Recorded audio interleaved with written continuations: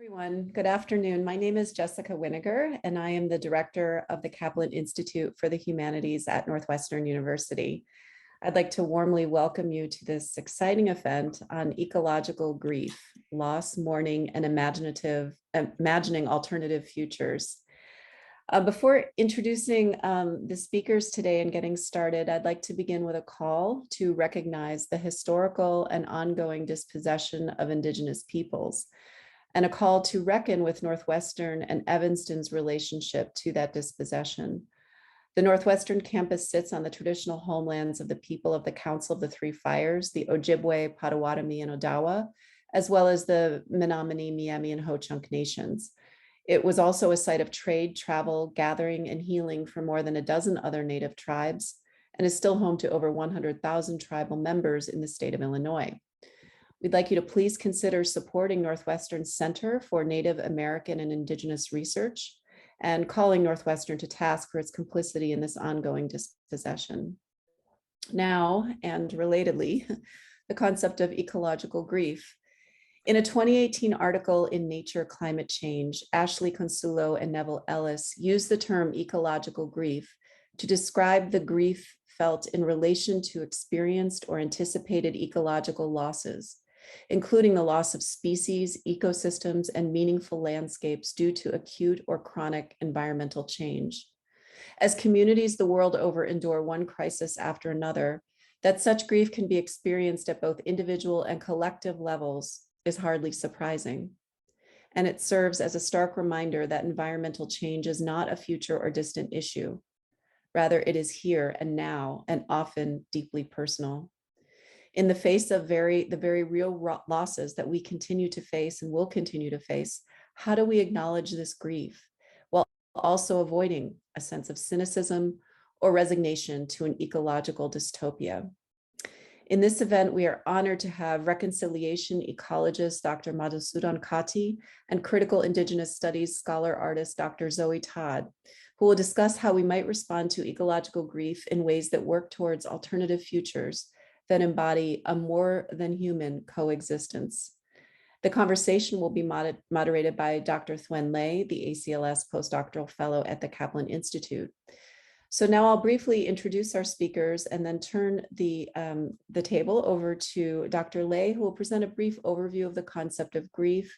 Then Dr. Todd and Dr. Katti will share their understandings of the subject in relationship to their work, and then we will have time at the end for Q&A.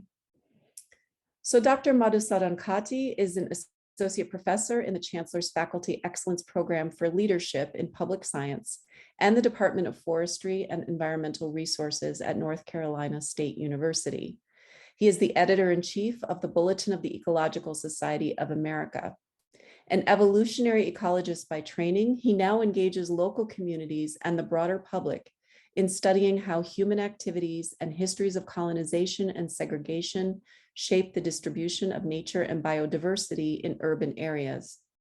His work centers reconciliation ecology, the application of evolutionary ecology to find real-world solutions for reconciling biodiversity conservation with human well-being.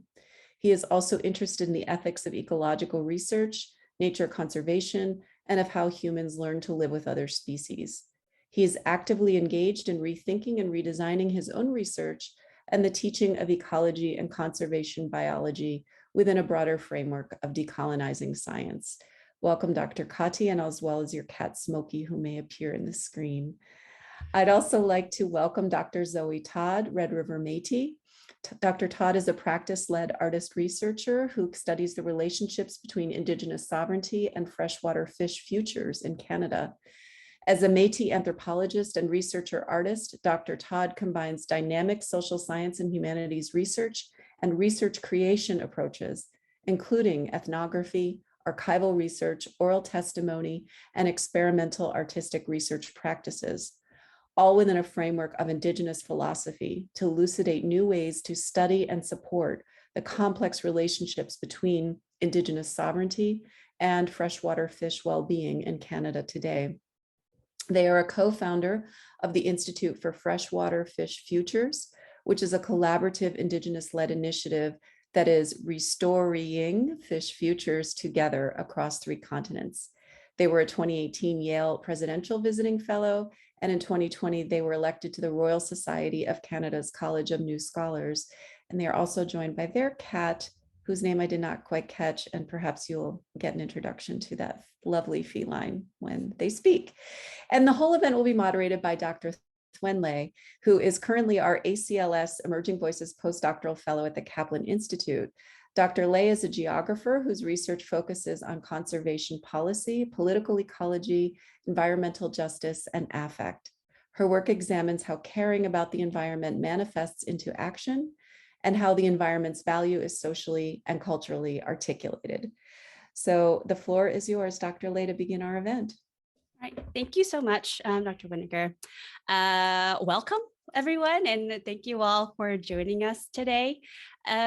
I want to start off just by, I guess, clarifying that I come to this subject as a person who experiences ecological grief and sees it in others and wants to learn more about it and talk more about it.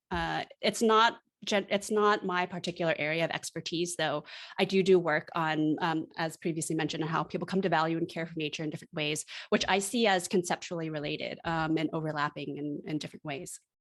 And as I was sort of contemplating this subject of ecological grief over the last year and a half or so, I figured, I guess somewhat selfishly, that something like this webinar would be an excellent opportunity to hear from scholars that I really like and admire, and whose work I also see as, conceptually related in different ways.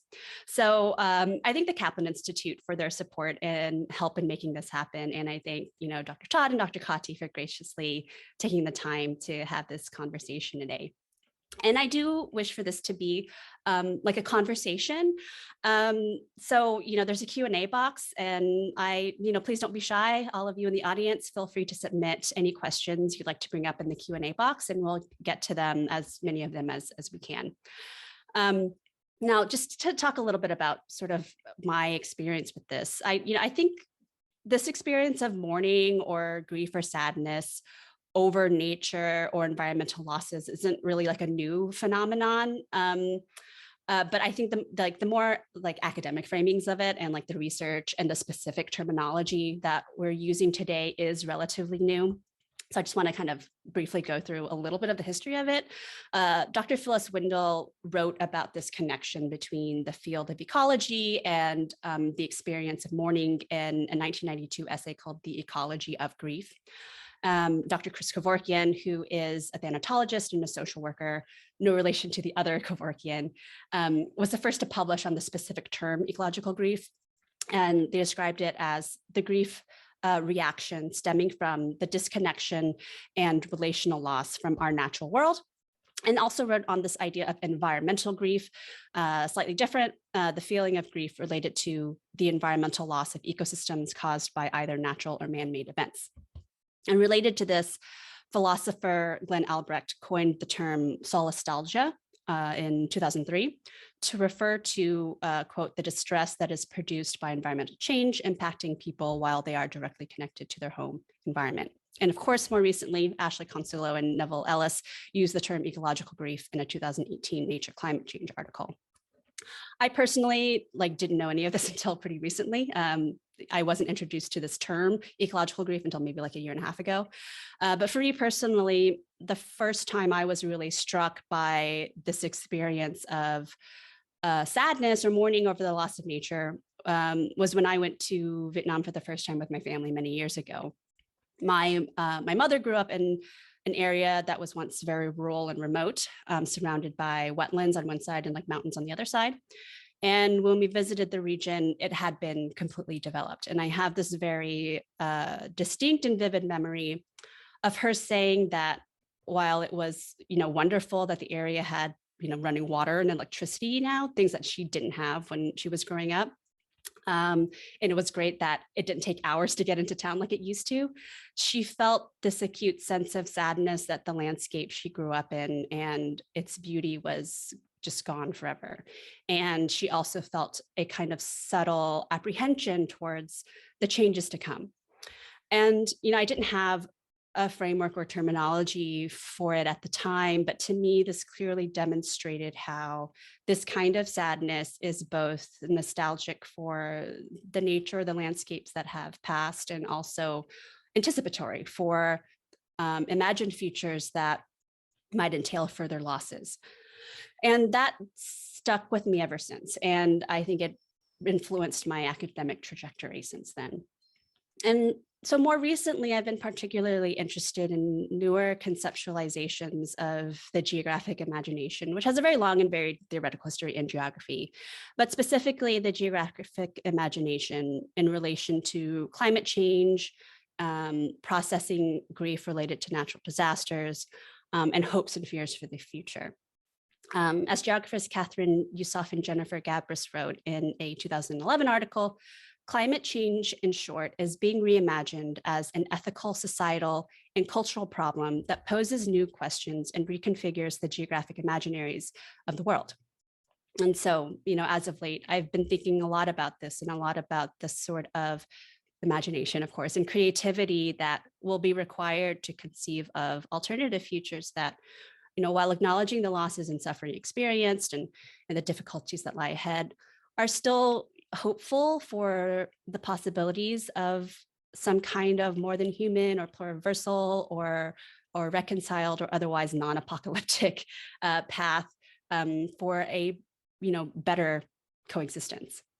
And on that note, I will hand it off to Dr. Todd to speak a bit about her relation to this. Perfect. Thank you, Dr. Lay, and thank you everyone for welcoming us here. I'm joining you with my cat Dominic, is his given name. And I'm really thankful. I'm going to set my timer for 20 minutes so I don't go over, and I'm going to share some slides with you. So we'll just get that going.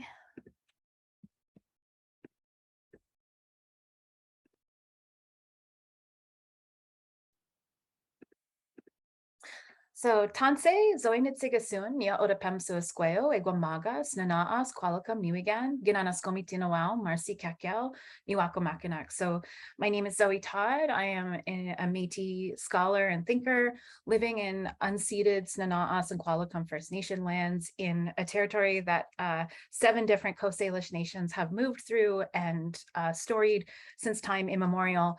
And I'm so grateful to speak to you today. And I have very distant Anishinaabe ancestors that I don't claim. I don't claim to be Anishinaabe, but I do have links to the region that sort of the adjacent region that Northwestern is in through my relations that lived in Mackinac Island in the 1790s. So it's really meaningful to get to share some thoughts about relationships to fish and ecological grief in the territories I'm from in so-called Alberta in southwestern, Western Canada. So to sort of ground where I'm speaking from, which is a concept that Catherine McKittrick advances and that other scholars have shared, this idea of like, where do you know from? I know from this explicit watershed, which is the Lake Winnipeg watershed that stretches from the Rockies of southwestern Alberta all the way through so-called Saskatchewan, Manitoba, and parts of northwestern Ontario, and drains into Lake Winnipeg, which then makes its way to Hudson's Bay. And so as a Métis person with both Indigenous, Cree, Métis, and also settler ancestors, my family has storied itself through many of these watersheds and adjacent watersheds for a very long time. And I work with fish in this watershed and adjacent watersheds precisely because my ancestors, both settler and Indigenous, co-created ourselves in relation to fish here. I also share this map because it's a pretty good approximation of the homelands and watersheds that the Red River Métis became a polity within. And although we also have relationships to watersheds to the north and south of it, it does a pretty good job of capturing where we have political responsibilities and legal, ethical, diplomatic relations with Cree and Anishinaabe peoples as well as our Dene relatives in the northern parts of these provinces.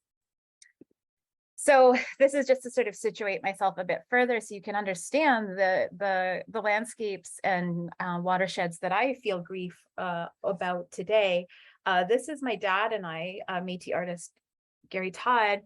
and I along the North Saskatchewan River, in the stretches of the river where it begins in the glaciers of the Rocky Mountains and makes its way to the foothills where we are standing here when I was about 11.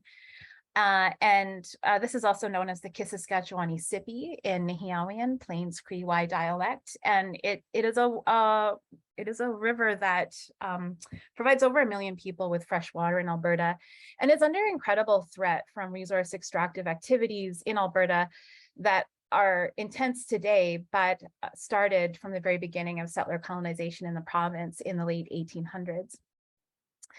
I also draw today on the work of my late stepfather, Wayne Emerson Roberts, who was a naturalist who grew up in the Red Deer River watershed in central Alberta, and within his life took a great interest in the well-being of fish, amphibians, snakes, and other creatures that were being heavily impacted by intensive resource extractive, agricultural, and municipal development activities in Alberta in the 20th century. And it's Wayne's legacy that I'm really trying to draw on in thinking through impacts on bull trout.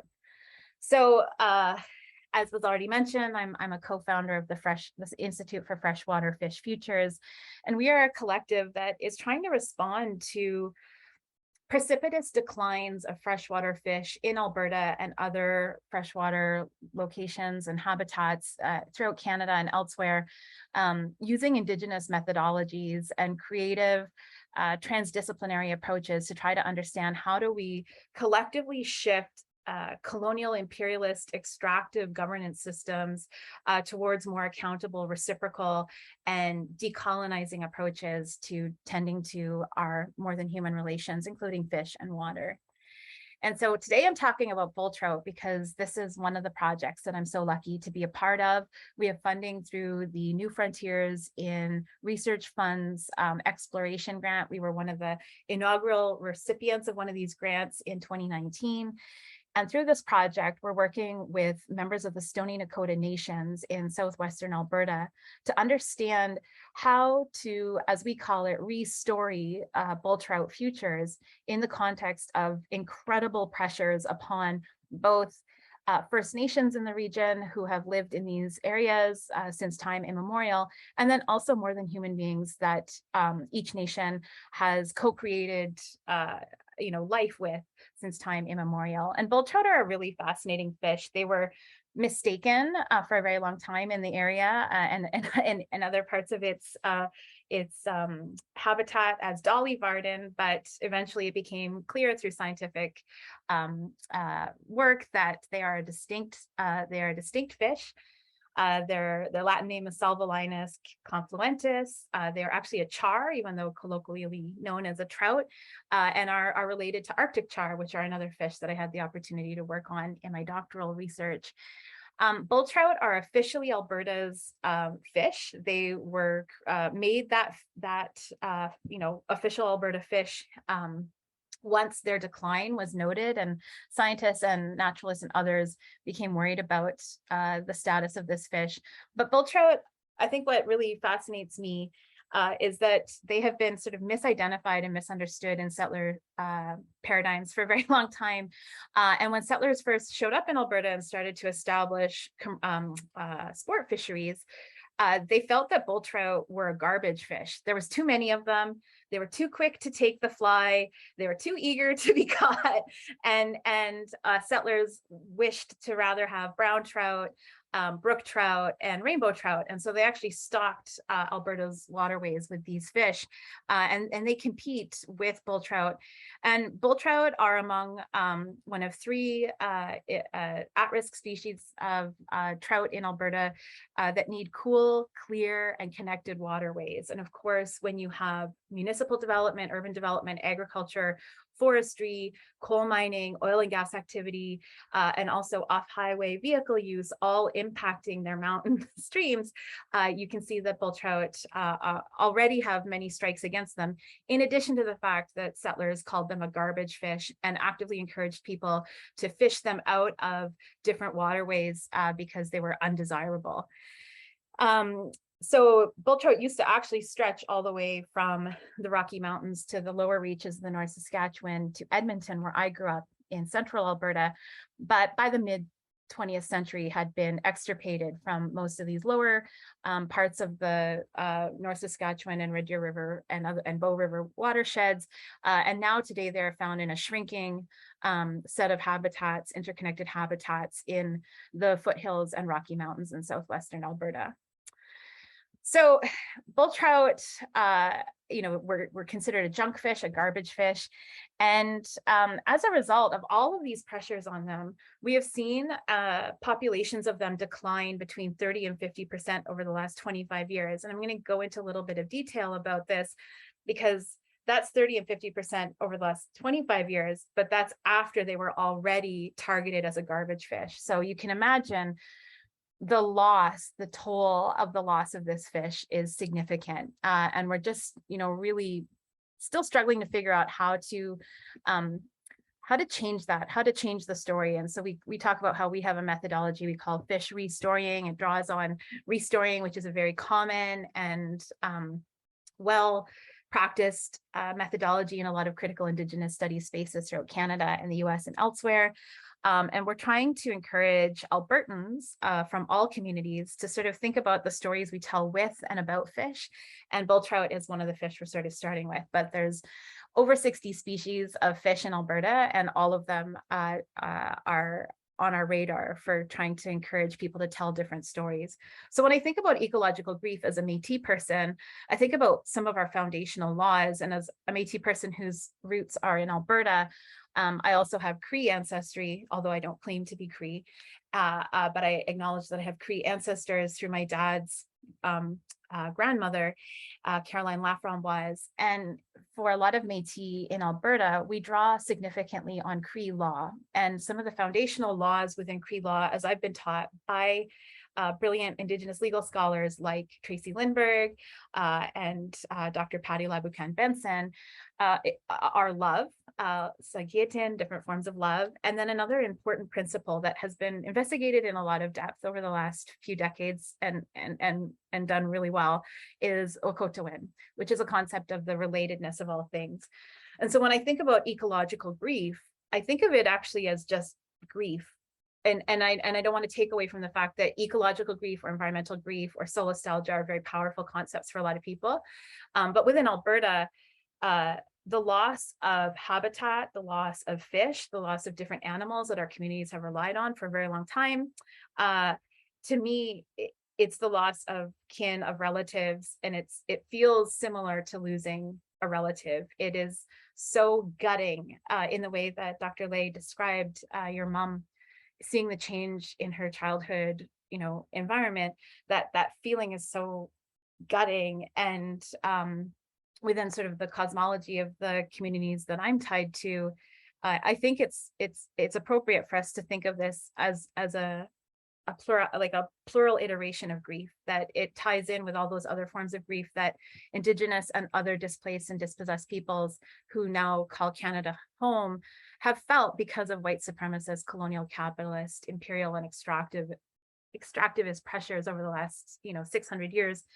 And I love that we're creating space to talk about grief, because in Western Anglo societies, especially, like having lived in the UK and then lived in settler Ottawa, which is a Anglo-Canadian iteration of British control, that sort of asserts, an ill-gotten sovereignty over Indigenous nations and homelands in Canada. That lack of affect, the lack of the ability to feel loss and acknowledge it and feel it publicly is such a significant part of how they normalize theft and oppression and violence. And so I'm so grateful that we can talk about this grief, because I think also probably many of us have noticed that within the COVID pandemic, we haven't really been allowed to feel grief over the losses that we've experienced. We've lost family members, we've lost loved ones and friends, we've lost jobs, we've lost our abilities to do certain things. It's really hard when we're not allowed to feel that grief. And I think that Anglo settler colonial states like the US and Canada operate very strategically to refuse to allow us that grief. And so when I think about, bull trout in 1983, the year I was born, I'm 39, the year I was born, Wayne, my late stepdad, had collected for almost since he was 16. So he had collected for over 10 years by that point, his own ethnographic data about loss of bull trout within its historic watersheds. And he had done that by just going to the waters, regularly talking to fishermen, asking them, what do you remember about bull trout? How come we don't, have you noticed that we have fewer of them? What do you think is the cause? And he methodically collected that information on his own. And then in 1983, the year I was born, he went to the Alberta Fish and Wildlife Association annual meeting in Edmonton. And he helped pass a resolution to help the bull trout in 1983. And so that set in motion an important sort of a set of events that helped to sort of get the Alberta government and non-Indigenous conservation bodies to start thinking about bull trout. But it wasn't until 2019 that the fish was finally listed as threatened under Canada's Species at Risk Act. And it wasn't until 2020 that the recovery strategy for the Department of Fisheries, Oceans and Parks Canada was issued. And that was after an environmental nonprofit had to threaten legal action to make those government bodies follow the policies within the law under the Species at Risk Act to actually issue that protection order. And so when we talk about, having lost 30 to 50% of bull trout in the last 25 years, that's on top of how many we lost between 1983 to the 1990s. And then that's on top of the losses that Wayne cataloged from 1983 to the 60s he talked to people who could remember fishing bull trout all the way back to the 1910s. And I can remember, a time when rivers were teeming with them. And so it also, when I did my environmental sociology master's, that was where I was introduced to Albrecht's concept of solastalgia by the wonderful environmental sociologist, Naomi Krogman, who is one of my mentors and someone I'm just very grateful for having pointed me down this road of doing environmental studies work in my career. And she also introduced us to Polly's ratchet. And of course, I'm going to totally not do this properly, and Dr. Katti can maybe correct any mistakes I've made in trying to articulate this biological, ecological phenomenon. But as I understand it, it's this idea that each generation, sort of our baseline understanding of the environment is reset. And so what I remember as being an abundant environment is an environment that my father, my mom, my stepdad all remember as already degraded. And we go back and back and back. And so that grief kind of compounds over generations. And so here I just list, last year I just sat down and wrote out the entire timeline of sort of, what it took to get bull trout protected in Alberta, and it feels like a losing battle. And in that timeline, Wayne, who was one of the people, he's not the only person, but one of the people who had really pushed for these protections, he didn't even live to see bull trout officially declared threatened. And he didn't live to see the recovery strategy because he passed away from cancer in March 2018. And so he didn't even live to see the final federal affirmations of a process that he helped to put into motion in 1983. And so that timeline, like just the time it takes to actually protect species in settler colonial paradigms, I think it also compounds our grief because we're gaslit at every step. I've been so lucky to work with Indigenous communities elsewhere who have more sovereign control over their waters and homelands than nations in Southern Canada do, just by the nature of how sort of their land claims processes have unfolded. And I got to work with Inuvialuit fishermen who, over the course of a similar time period from 1985 to 2016, were able to reverse the decline of a different char species, Arctic char, Salvelinus alpinus. And they did that entirely through application of their laws. And although they're using a co-management system, the degree of autonomy that Inuvialuit fishermen and knowledge keepers have over their watersheds is just so different from the nations in Southern Canada, where I'm from, who had treaties imposed upon us in ways that weren't honored by the Crown, and that don't honor our sovereignty in the ways that they should. And so I guess sort of like I want to just wrap up by saying that my sort of the thing I caution when we're talking about ecological grief, or we're talking about this loss in Canada, at least, is that we have to be very careful that we don't slip into white possessive logics that then sort of say like, well, the answer is we just have to apply the Species at Risk Act, because I'm telling you that this, as I show you here, this isn't the Species at Risk Act working. This is actually an incredible, egregious, negligent failure that allowed more and more of the species to decline while, claiming to be helping them. And so for me, the answer is Indigenous sovereignty. And we can maybe get into this in the discussion, hopefully, but I just caution, we have to be very careful that some of the responses to ecological grief have been for environmental nonprofit organizations in the global north to sort of respond by saying like, oh, okay, well, what if we set up these like projects where we work collaboratively with Indigenous people and, we'll set up all these environmental protected areas and things like that. And I just want to sort of point us to the work of Dr. Mordecai Ogata in the US, in Kenya, who cautions against the work of US-based and European and other global north environmental NGOs responding to this sort of collective environmental grief, ecological grief that's being felt by intervening in self-determining people's lands throughout the global south. They're also doing it here in Canada with things like Indigenous protected and conserved areas, where they say like, hey, what if we together take this parcel of land and take care of it together? And I just want to sort of be very cautious of that seductive narrative, because it still reaffirms a white possessive sort of approach to these issues. It won't fix our grief, because it just, as Dr. Ogata says, it's just going like things like the 30 by 30 sort of approach to protecting lands to attenuate environmental loss are essentially the biggest land grab in history. And so there's a really great interview with him on the sustainability agenda from February 1st. He's also tweeting really powerful critiques of all this stuff. And so I don't know that I've made this as clear as I could, but I just want to caution us that the settler colonial or the colonial imperialist approach to dealing with this grief, to sort of like risk manage it and push us through these governance models that just continually gaslight us and tell us like, oh, if we just do this, then it will stop. They don't get to that core issue, which is that the violence and loss that has been enacted upon different peoples throughout the globe are the source of this grief. And so we have to really get to the heart of this, which is to dismantle white supremacist, colonial capitalist, imperial extractivist approaches to all land relations. So thank you so much, and I'll stop there. Thank you so much. That was really fascinating. And I'm sure there's a couple of things that I know that we'll probably want to get back to. But yeah, I want to turn the table over to Dr. Katti so he can share his thoughts on this topic and perhaps touch on some of his thoughts onto what was just discussed. Also, there was one question in terms of the concept that you were discussing where each generation sort of understanding the environment is reset. What is that concept called again? I also missed it. So yeah, sorry, it's called Polly's Ratchet, and I'll grab, yeah. Okay, Polly's Ratchet. Okay. All right, Dr. Katti. Wow, that was powerful, and I suddenly feel like an imposter here.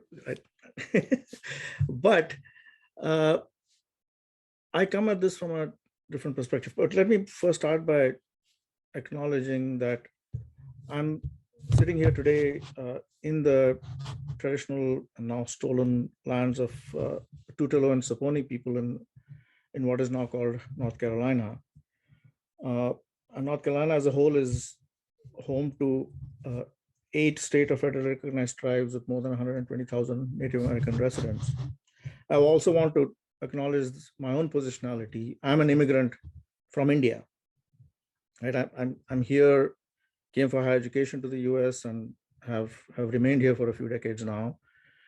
I'm also a professor at a so-called land grant university, which is really a land grab university. And in the introduction, Dr. Weingar mentioned that I'm attempting to bring some decoloniality to my own work. And part of that is sort of sitting with this contradiction every day, that I'm in an institution that is part of the colonial legacy, ongoing colonial legacy, and the violence that it all entails in the history of colonialism as well as this institution, and me trying to then challenge that. So I just wanted to share that at the beginning. So what I want to follow up on is talk about how my own experience with ecological grief, and how that shapes my work in a broader sense. I grew up in a suburb outside Bombay, what is now known as Mumbai, which was, a major colonial city in India. It's a major industrial center. Oh, and here's my cat Smokey. You only see the tail. So I grew up there, and as a suburban kid, in a fairly dense suburb, I didn't, my experience of nature was kind of limited, both in part because we didn't have access to knowledge and natural history about nature. We didn't have a yard where all kinds of creatures would turn up from time to time, but I didn't, have the vocabulary and the connections to sort of understand what those were until I got into college.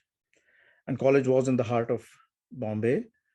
So I was in this really dense built up area where I was beginning to discover bird watching and, going out hiking and sort of discovering nature in a sense. So for me, there's again been this sort of contradiction of being at the heart of where we think a lot of environmental degradation and destruction of nature begins, these urban centers, and discovering nature in this, from that position. And I think it's not uncommon for a lot of people now, especially given how many of us live in cities, to have that sort of disconnect with nature and then discovering nature, which I think might feed into this notion of solastalgia, which is, you're discovering something as it is being degraded or potentially disappearing. And Mumbai has continued to grow and sprawl. So I know that many of the places that I had discovered in my youth, where I used to go hiking and bird watching, have been built over, paved over, and completely transformed. But in college, when I was beginning to discover these things, I also discovered or became more systematically aware of the environmental degradation, especially through the writings of Rachel Carson. Like Silent Spring is a profound expression of grief, deeply informed by scientific research on how, on the specific details of the losses that were occurring because of industrial development and various policies in the US that enabled that. So I think that in a sense, this, what we are calling ecological grief now, is kind of a background motivation for a lot of my research, although I don't study the phenomenon itself, the process of grief itself. And I think being a biologist, being in the more quote unquote harder sciences, we're not encouraged to think about affect. We're not encouraged to think about emotion or emotional responses to nature, even though most of us come into this, especially in conservation biology, wildlife biology, ecology, most of us come to it with some emotional motivation, right? And in general, I'd say that in all science is driven by curiosity, which is driven by some emotional, some passion as well. So for me, it's been this background of grief amid which I've also experienced the joy of discovering nature. And that, I think, feels to me like that sort of a condition that we all are forced to be in more and more, right? So for the first decade of my being a graduate student, I actually spent time running away from urban areas. I went and did wildlife surveys in the Eastern Himalaya, remote places that were thought to be these wildernesses. And as well as did my PhD research in a tiger reserve in southern India, and all of these are sort of places that are considered as wilderness within India, even though every place I went to, there were indigenous people who had been living there and continued to live there, and had been displaced or impoverished by colonial processes of the sort that Dr. Todd just described. Because even though India has sort of quote unquote freed itself from European colonialism, there's a lot of internal colonialism within India. So being sort of part of that majority. It's not exactly settler, but it's also still part of the dominant culture in India that has suppressed and displaced a lot of indigenous cultures and relations to land. I come to an understanding of that more as an outsider. And I want to share some experiences that have sort of given me some pause and some depth to thinking about connection, loss of connection, and grief. But before I get into that, I also want to share something, a couple of quotes that motivate a lot of us in ecology, I think, and in conservation. One quote in particular. This is from Aldo Leopold. Right? He was the big figure in the North American model of conservation, and inspires a lot of people in the US.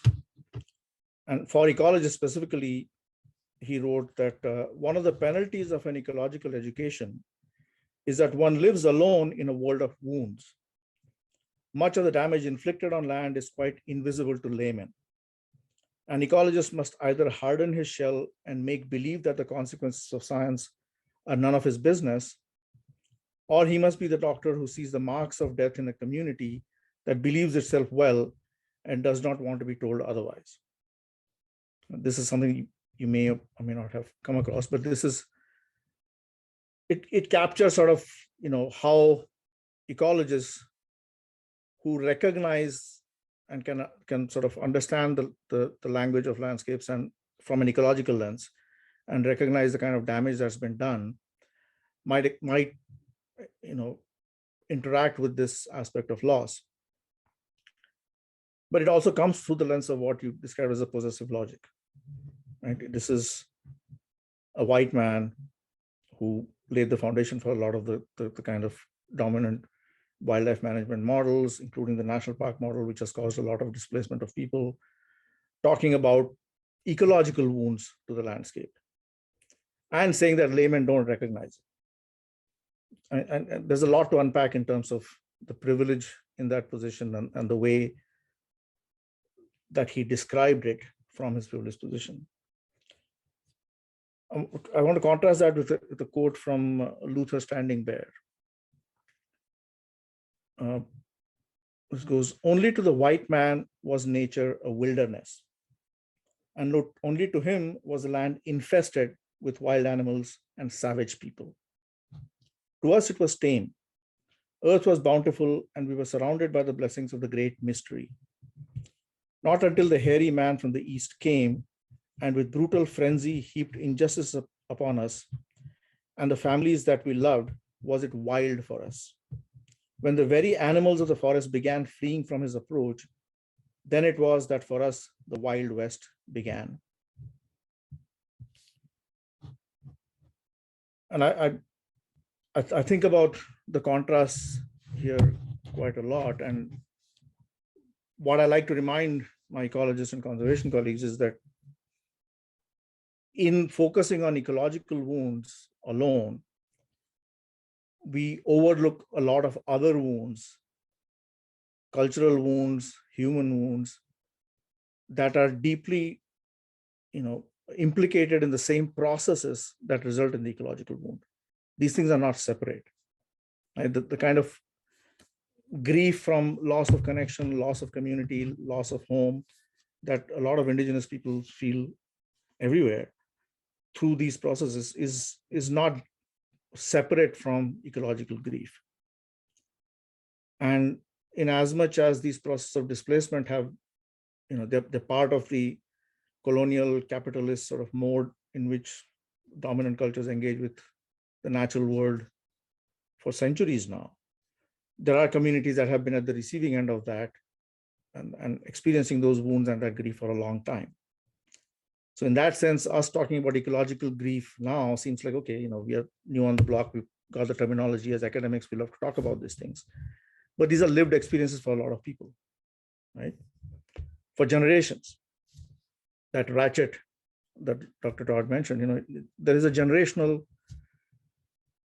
transfer of trauma and transfer of grief that gets compounded. That has been experienced by a lot of people for a long time. So one specific example I said I was going to mention is, so when I was doing wildlife surveys in the Eastern Himalaya in the state of Arunachal Pradesh, which is just east of Bhutan. Remote place, especially 30 years ago when I was doing the survey, not many people had done wildlife surveys there. It's become much more accessible now with all that it implies for the condition of the environment. But I remember going, with a village guide from the Apatani community there. This was a hunter who knew the trails in the forest about where we were looking for specific species, the takin. And he took us on this really steep hike. And I remember we camped out there, and I remember sitting with him in sort of this cave where he used to, that was his sort of staging ground for his hunting. And sitting there and overlooking the valley where his village was.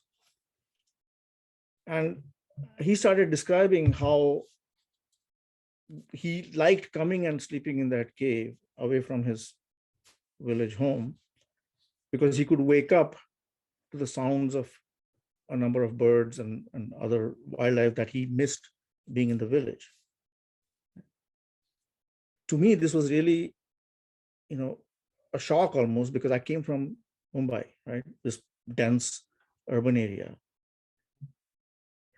So it was really difficult to conceive of that loss when he could see his village and he was just outside and he could see all these birds. And we consider the whole region as wilderness, right? Including, the people are exoticized as well. And so it's like, but he had that deep connection there with the nature, and he was a hunter. So it's not like he was,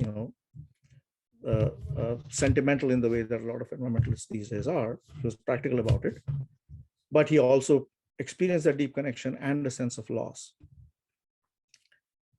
So that's something that I often think about, because he was talking about loss of sound. And one aspect of loss that some of my research addresses in the urban context is this sort of changes in the soundscape, how the din that we make with our industry and our cities has resulted in a loss of, or contributes to sort of the changes in the acoustic landscape. So one dimension of biodiversity loss that people are paying more attention to now is the change in the soundscape, and how, as especially with birdsong, as going back to the silent spring, the metaphor that Rachel Carson used, that loss of species has changed the sound that we hear, how we experience nature through our ears. And there is an element of loss and grief in that as well. So this is like a profound, one of those moments where you sit back and say, I hadn't really even thought about this at this scale. I teach, so after a decade of doing that, I sort of, in a way, my career took a turn, and I, as a postdoctoral scholar and subsequently, I have focused on studying nature and biodiversity in cities. So in a sense, after trying to sort of, go away looking for wilderness, I came back to the city because that's where I started. And what happened with that is, what that has meant for me is in the direction of the hope that we want to talk about today as well, I think, is that we have reached, for me, coming to the cities where I've actually helped me look for and realize the many ways that nature and other species actually respond in resilient ways, and landscapes can reform and heal in sort of surprising ways sometimes, right? Because even though we think of cities as these, places that are the center of human industry and civilization or whatever, for good or ill, which are devoid of nature, that's actually not true. It turns out that there's a lot of nature in cities. And what's actually become clearer in the last 20 years or so that I've been studying urban ecology, in recent years, there are several articles that have talked about how nature is sort of coming back in urban areas. Of course, last year or 2 years ago now, I guess, when we've been so long in the pandemic now, drowning in all kinds of grief, intersectional griefs, I think. But you may remember all these stories that came out about how nature was healing, and because traffic was stopped in many places, and during the lockdown, wildlife started appearing. And for those of us who are studying urban ecology, it was not really a huge surprise, but it was more a realization that people aren't aware of the nature around them. Yes, reduction of traffic and these things also made it easier for some of the wildlife that is in the city to venture out in the daytime in places where they could be visible. But the time scale of the lockdown was too short for large scale responses by wildlife, right? It's within a few weeks or a month. You don't get species changing their distribution that quickly. So it was more the fact that people are beginning to notice, and the pause, which has been described in the literature now as the anthropause, right? Again, academics love to come up with terms, so it's called the anthropause now, that human activity sort of paused. And I think more than the anthropause itself relieving pressure and bringing wildlife back, I think it was more that we took a pause, and the forced pause allowed people to actually notice outside. So where I find hope, where I think we can find some ways to address this grief, is to actually pay attention to nature, to take in the loss and the damage in a deeply felt way, but also to recognize that the so-called wounds are not permanent wounds, that there is a regenerative capacity in nature and in ourselves and in our communities that help nature, as well as these communities that have been harmed by colonialism and capitalism for long periods of time. They endure. There are responses. People have retained hope. And so as a recent essay I read by the Indigenous, the Navajo novelist Rebecca Roanhorse points out that post or Indigenous futurist literature is not necessarily, science fiction is not apocalyptic or post-apocalyptic, because for them, they've been living in the apocalypse for 500 years. So that to me actually might seem surprising, but it gives me more hope. And I think we can learn from each other and draw hope from these stories of endurance and recovery to help us then address the real damage that is being done by the systems that are creating all the wounds that we want to try and address. So I'll stop with that, and I think we've taken up a lot of time here. I do want to have more conversation and get to some Q&A with the audience. Yeah, thank you so much, Dr. Katti, for sharing your thoughts. Yeah, I also was taking notes and also have a few of my own questions. I also have a whole list of other questions that I wanted to ask, but I actually wanted to start out with some of the audience questions. A couple of people had asked about this idea of grief in relation to the human environment dichotomy that I think, like in geography, at least, we think of it as a sort of a modernist, primarily sort of global Northwestern dichotomy that is imaginary and doesn't exactly exist. And there's been work in political ecology and such to sort of complicate that notion. But I guess there are questions about how do we think about this grief in relation to like complicating the human environment dichotomy, and thinking about someone also touched on thinking about the grief that's experienced by non-human actors, the grief of quote, considering the grief of a glacier, the grief of a bull trout, or the grief of a tree. I don't know if either of you have thoughts on that.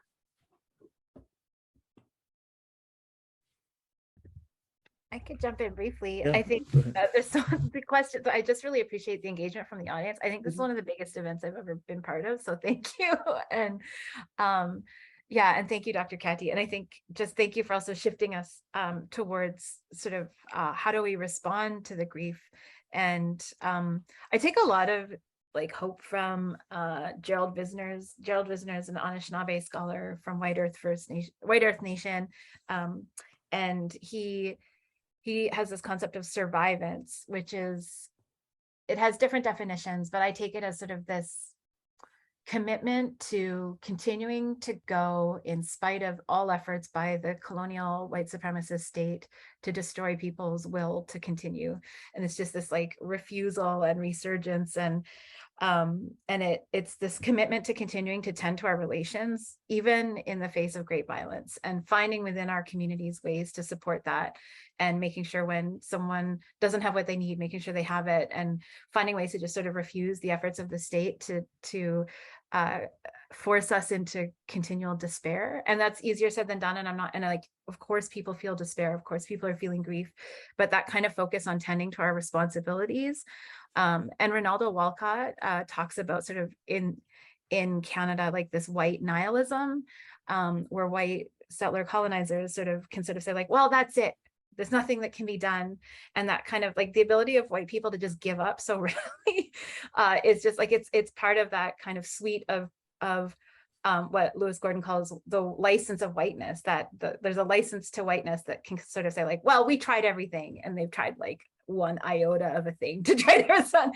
But then you see other communities that have been displaced and dispossessed. So African diasporic communities, different communities that have been displaced throughout Southeast Asia and Oceania and other places and Africa, and continuing to commit to building.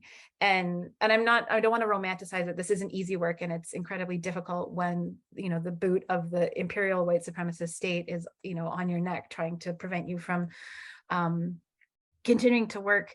And sorry for you, I didn't mean to use such violent imagery, but I just sort of want to say that in survivance, I find it's every day I wake up and sort of ask, okay, yeah, I'm depressed. Like, this is a depressing state of affairs. We are in a depressing state of existence, but what can I find in this one day that I can actually focus and train my attention on? And, and like Lorelei Henson's in the audience here, I don't want to put you on the spot, but like working with people like Lorelei in our Institute for Freshwater Fish Futures and our bull trout work, like that gets me beyond that kind of state of despair and into a state of like what repair, I guess. And, Romuald Kimmer talks about that, moving from despair to repair. And these are all kind of, for me, I don't have answers that could possibly apply to everyone's situation, but I think that just looking to the ways that so many displaced and dispossessed communities have continued to refuse to let the white supremacist order be the universalist one, and have said, no, this is how we tend to our relations. And, even Wayne, he bought up farmland that had been dewatered, which is the technical term for draining a wetland. And he bought this former wetland in the 70s, and he rewatered it, which is the other technical term for returning a wetland to its origin, or a different state. And in his lifetime, like 35 years, it returned to a very vibrant ecology. But it shouldn't be, it shouldn't come down to individuals who have access to property, kind of the responsibility can't fall only to individual property owners to restore wetlands. Like, this is collective work that has to be done at much broader scales. But stuff like that gives me hope. And yeah, absolutely, like urban human and more than human relations also are just like an integral part of how we think through how we move away from that nihilism that Dr. Walcott talks about, and into this, like, as an Indigenous person within an Indigenous family, I have responsibilities when I wake up. Like, my family's not going to let me not live my responsibilities, and they'll do it in loving ways, but it holds me accountable in ways that I think maybe are different from my settler relations, who relate to the world differently and have a different suite of kind of licenses and ways of doing things. And so I'm grateful to sort of the ways that Indigenous governance models have sort of shown me that our ancestors didn't give up. They continued to fight. They're still here. Like, they were supposed to disappear. Like, that's the thing. Like, anthropologists were racing to study our communities because we were supposedly disappearing, and we're still here. And we can, we continue to tend to our relations. And so that gives me a lot of hope. And so, yeah, I think you can hold the grief and the despair and the hope together. And I think many people do that. And that's what kind of, I've gone through many periods of depression that include depression about, like, how are we going to get out of this? But and I not to instrumentalize students, but students definitely give me hope too, because I've noticed every year more and more students are coming to the class saying like, why are we still following these broken systems? And they have just these incredible imaginaries of where we're heading. And that also sort of reminds me, I can't give up. And of course, yeah, I'm a tenured professor. I have the luxury of saying like, I can't give up. I understand that also I have to commit to dismantling the systems that are making it hard for other people to continue. But anyways, I just trying to come at this from like a space of like genuine earnestness that like, I'm trying to figure it out within my family, within my friends, within our research collaboratives, like, how do we do this? And I think like, just like one step at a time and like just doing our best earnestly and with care and but I'm going to stop there. And Dr. Katti, I'm sure you have lots of really important thoughts to share. Yeah. Yeah, there's so, I mean, there are a lot of deep questions coming up here. I want to address briefly this notion of humans being split apart from other species and from nature, which I think is a product of the Western Enlightenment and, you know, development of Western philosophy that sort of sets humans aside. It's not inherent to other cultures. And so therefore the idea of other species grieving or rivers or glaciers or, you know, having sort of personality and affect is not alien to, you know, is a new concept for many cultures, but it is kind of novel to, especially because the Western paradigm is dominant in the sciences, in academia throughout. So we are trained to sort of think about us being separate from other species and from nature. And where I draw hope there, I think, is that the more we study other species, especially studies of animal behavior and evolutionary biology, the more we study other species, the more we're beginning to recognize that other species have richer, you know, inner lives as well that we didn't give credit for, right? In our so-called objectivity, we didn't want to credit other species from having complex emotions or emotional lives. And our ethical umbrella, therefore, has expanded in the Western framework to consider personhood and rights and, you know, ethical obligations towards other species, which I think is a great positive development. But in a sense, that's also kind of reinventing traditions and, you know, from cultures that already had that. And maybe it wasn't informed by the same kind of scientific understanding. And obviously there is room for, or we should be bridging these knowledges to enrich our understanding of our relationship with other species and how we share more than we want to give credit for sometimes. So I think, again, thinking about I was just going to respond to something you said, Dr. Todd. It escapes me at the moment, but I was thinking, you know, one of the examples from an urban ecologist viewpoint for me of rediscovering or seeing sort of the resilience, you know, so yeah, you talked about how communities that are supposed to disappear are still there, and, you know, in many ways they are thriving, or at least doing better than what anthropologists might have expected. I find in urban ecology that there's a similar kind of surprise for people, because even when you think about urban wildlife, and I see one of the questions talked about, you know, our city is just full of trash species. Are your bull trout also trash species, or, you know? And I think that again is sort of a narrow perspective. And I think while these so-called trash species may be the abundant ones and the ones that are ubiquitous and therefore easy to see, there's actually a lot of stories of species that were expected to disappear that are around and that have figured out ways to live in the city. One example, you know, since I've been living in the East Coast for a few years and have come back here after being away for 20 years, I think I've realized that one of the things that has happened even with urban growth is that the forest cover has actually increased in many places. The forest has come back in the Eastern US as agricultural pressures, sort of agriculture moved elsewhere and so on. So one of the interesting, fascinating species in the forest is the pileated woodpecker, right? This is a large woodpecker, the largest woodpecker in North America now. which was thought to be associated with old growth forests, right? You have to go to remote places. In the West, we still think of, having to go to the Sierra Nevada and places to see them. And conservationists 20, 25 years ago were concerned about their loss and how urban growth and suburban development was going to destroy habitats, and especially these old trees and dead trees that these woodpeckers like to live in and so on.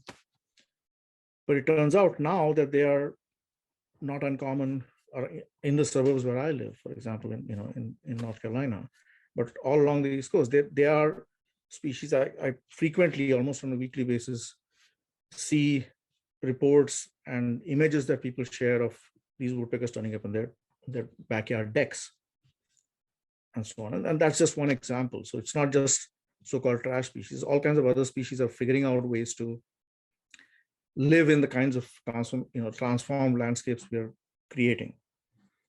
And for me, and why I lean into this framework of reconciliation ecology, is I think we have to work towards reconciling the halves of that split that we've created in Western thinking, that humans are separate from nature.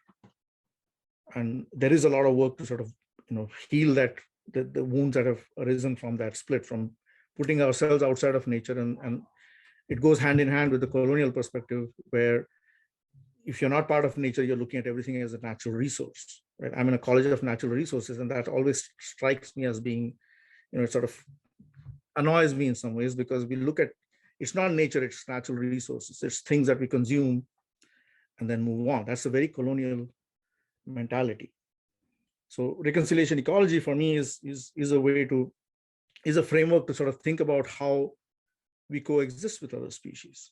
We have in the past, we are doing so now, and we can do better by using our improving understanding of how other species respond to our actions, and the impact of our actions on habitats and other species, and how we can improve the way we relate to the land and landscapes. And in that process, also drawing from traditional practices.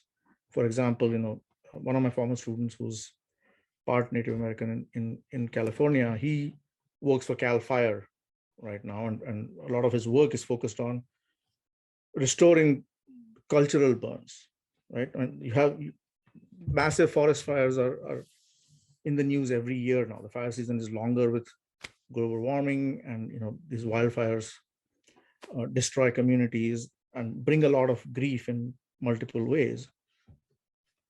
But understanding that process, the reason why we have so many fires is also rooted in the fact that Western science 100 years ago decided, for the sake of forestry, that fires are to be suppressed.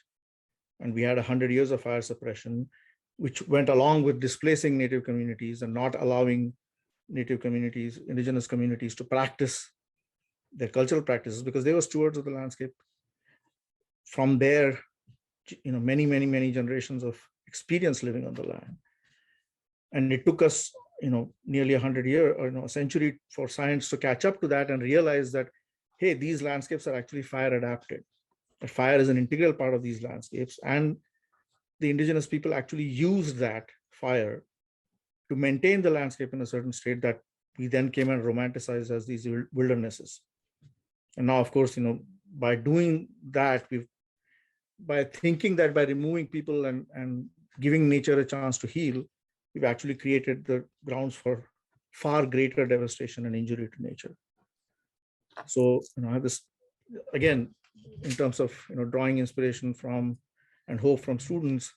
My student now, he's working with the state fire agency and is pushing for more, giving land back and management practices back to indigenous communities so they can practice cultural burns. And in the process, both be able to restore their cultural practices and their traditions and their local, knowledge, allow for that to be passed between generations.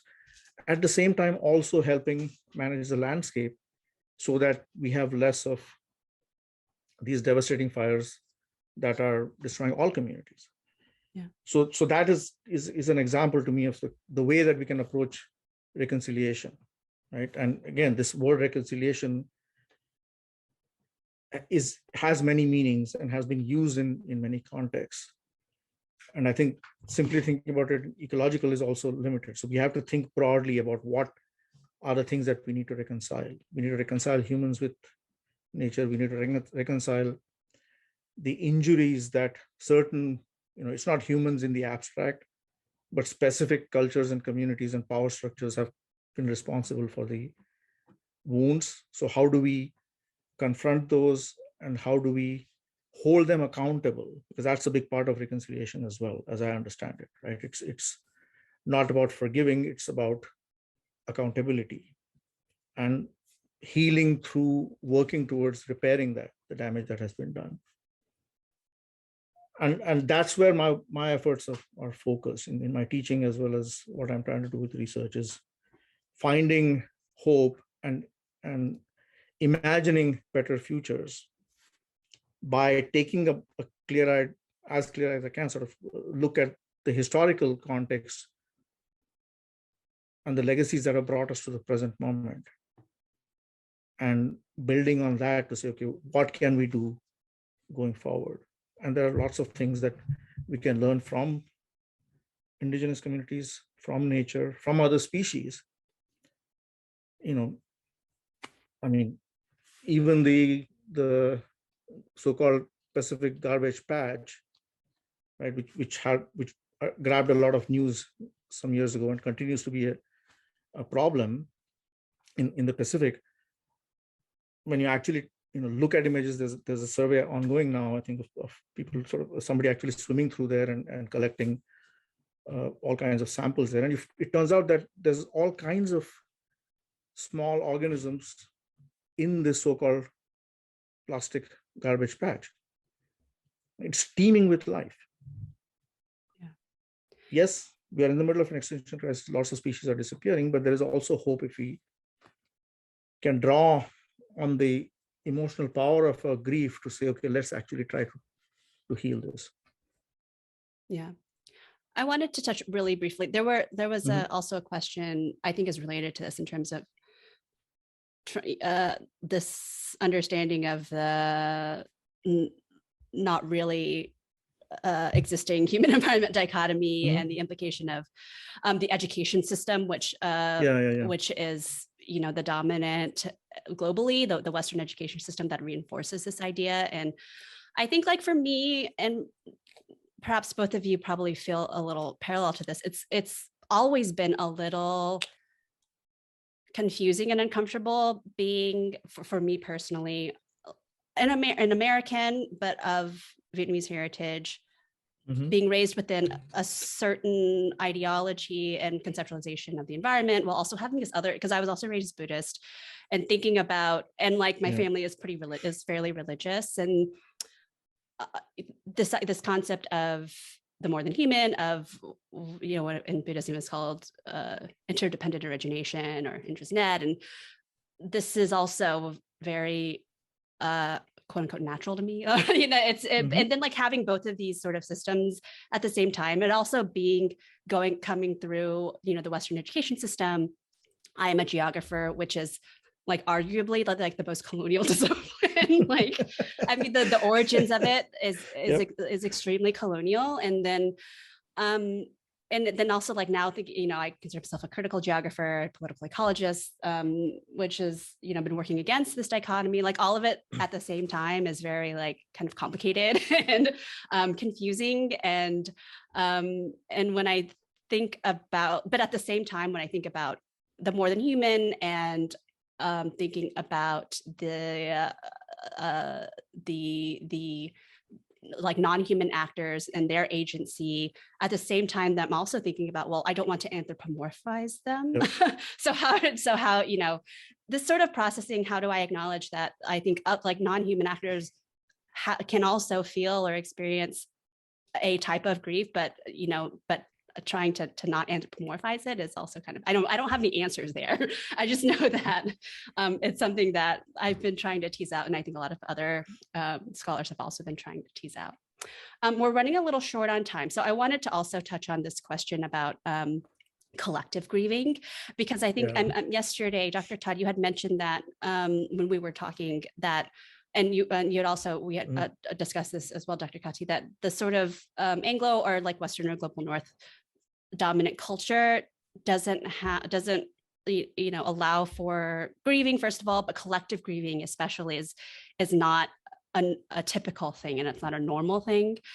And so one of the questions that I had was thinking about what's I think is becoming more prevalent are these sort of public collective rituals for grieving. Because then the one example that I had thought of was that in 2019, Iceland had a public funeral for a glacier that had completely disappeared, and they changed the name of that glacier, which was like translated was Ox Glacier, to just Ock, because the glacier was no longer there. I guess I wanted to ask what your thoughts were in terms of those types of public sort of rituals, and like how do you see value in that, and like how do you think we could channel that into something that is productive? And by productive, I don't mean like extractive or economically productive, but productive towards an alternative imagining. Yeah, I could jump in. I think this is where my work, I feel myself floating farther and farther away from academia, because it isn't really a space that's safe for a lot of affect either, except for white rage. White rage is allowed in academia, and I think many of us from different communities that have been historically excluded from the academy have felt it directed at us when we have the temerity to speak up and offer an alternative vision for things. But I think this is where I work with Dr. Amar Kangisar, who is an Australian settler sound artist and critical geographer. And they do work on listening to fish and listening to, they have a project on climates of listening in the Pacific with different Indigenous, water and land protectors. And what I learned from Amar is really the importance of slowing down and paying attention to where we are. And of course, like Anna Singh talks about this as arts of noticing. There's tons and tons of work on this, but it has really shifted where I put my energy and attention. And some of the most powerful stuff we've done lately are these like sort of collective listening workshops where people really respond powerfully to that kind of work of just together sort of pausing and saying, hey, what are we noticing? What do you feel in your body? Coming back into our bodies is such a difficult thing to do in this current sort of system in the US and Canada as well. And so I think that it's really powerful. And I guess that has drawn me to more witchy things as well. Witchy, I don't know what you mean. And like witchy, like very just sort of one of the like most delightful panels I was on earlier this year was a panel of witches. It's called Missing Witches, and they are based in Montreal, and they invited 4 Indigenous people to sort of talk about the work that we do. And I think of colonialism as a curse, and I think of a curse as a deliberate bending of time, space, and matter towards corrupt or harmful ends. And I think that a lot of the work that we are being called to, a lot of us, we're doing it within the academy or beyond. I think we're being called to break these curses in the different ways they've been manifested in different homelands, and they've manifested in different ways because the curse can cloak itself in different capacities, but I think we're encountering them. And of course, that's not scientific. It's not going to make its way into a paper. Like, that's just my daily praxis as I wake up and I think, like, how am I going to mess up the curse today? Like, and that keeps me going, because I also come from a matriarchal line of Métis women who were very powerful, and in ways that I am, learning from just sort of like stories that have been shared. And they messed with colonizers. Like, my great grandmother Caroline was very powerful and had ways of refusing the colonizer that left them quite scared of her. And so I think these collective efforts to sort of break the curses are so powerful, and I see it in so many different ways. That's why I use art in my work now. And I use listening activities in my courses now, and students really respond to that, because rather than asking them to like write out for me a definition of decolonization, I say, like, try and listen to water this week. What does that look like for you? Maybe you can only listen to it in your apartment. That's okay. What does it feel like? And so, so that's kind of, I see myself just drifting farther and farther away from academia. And it's feeling less and less relevant to me as I'm drawn into these more affective kind of collective mourning and curse breaking projects. And I think that's okay. Not everyone can do that, and that's fine. Like whatever it looks like for you is right. But that's what fills me up right now, is sort of like, yeah, how do we break the curses? How can I mess with the curse today is probably there's so many delicious ways. Yeah, anyway. I love that idea, and I love that metaphor. And I think this is one of the things that I've gained by training myself to become, more interdisciplinary, and in my work, sort of engaging more with the humanities and scholars from other traditions, sort of, so I like the idea of, even though, science might reject this notion of a curse, I think metaphorically, it's very much real in the sense of the impact that it has had, and the continuing legacies, and how it can last over many generations. So we do need to try and break some of these curses. So I love that idea of, working, how can we break this curse every day. On this thing about collective grief, I think I agree that we live in a dominant capitalist culture that's rooted in colonialism, that splits humans from nature, but also from each other. So it atomizes all of us into individual,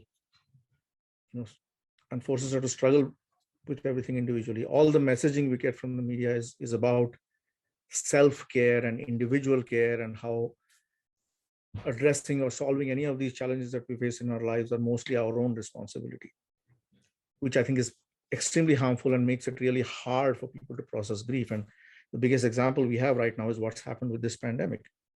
I mean, the US, which is, the dominant nation in that dominant paradigm, has lost well over 1 million people. And, many more millions are permanently injured by this pandemic. I understand that, Dr. Todd, you're also recovering from COVID, and it's affecting more and more people yet. And, we also seen headlines about how we were losing X number of, or what factor of sort of losses from 9/11 were happening on a daily and weekly basis during the peak of the pandemic, and how the US has passed the number of people who died in the Vietnam War or Civil War and things like that. Yet there has been no national recognition of that loss. There is no national mourning, which needs to happen. There is mourning for military losses, and that again reinforces the fact that this is a highly militarized nation. So we tend to celebrate that. But the kind of loss that's happening with that, or the kind of loss that's happening with the violence of guns in this country that happened, just the massive tragedy of school children being massacred last week. And yet a lot of the discourse, and then of course even in the ecological realm, the solutions that are proposed are all about doing things individually, that you might reduce your carbon footprint or recycle more or change your individual consumption patterns or whatever. They don't get at the larger systems which needs to be challenged. The curse comes from larger systems. It's not individuals. It's these big systems of resource extraction that are causing a lot of the damage. It's the big systems of the way the healthcare is organized that has caused a lot of the loss of life in the US. It's this, you mentioned, the need for sort of pausing and slowing down, but somehow this dominant culture and sort of the way we organize the economy has put all of us on this treadmill that forces us to go ever faster. And it's only when we actually had this massive global pandemic that we hit that anthropause, and suddenly sort of people realize, oh, maybe there is other things around us that we can pay attention to. And I really don't understand what our rush is. What are we rushing towards? Right. So I do think that we need to slow down. And I think this collective, we need more practices of collective mourning, both for human losses from the pandemic, from other ways that we're harming each other, but also from ecological losses. And I think collective mournings, doing it in the public sphere, can be valuable both in seeking some catharsis for how we might feel individually, because it's a cliche that, grief is better when it's shared, right? Grief is something that is meant to be shared. But we've forgotten to do that in practice in many cases, I think, especially when it comes to these larger scale griefs. We're told to just sort of push it in the background and carry on being productive in whatever jobs we are supposed to be doing. So I think it is valuable, and I love the idea of that, funeral for a glacier. And we could do that. We should be marking other losses on our calendar, marking days of mourning of that sort, both as a way to process the grief, but also as a way to bring people together, make more people aware of the loss that has happened, and to find ways to move forward through that. Because solving these large-scale environmental problems, whether it's global warming or extinction of species, is not going to come through individual action. It has to be collective.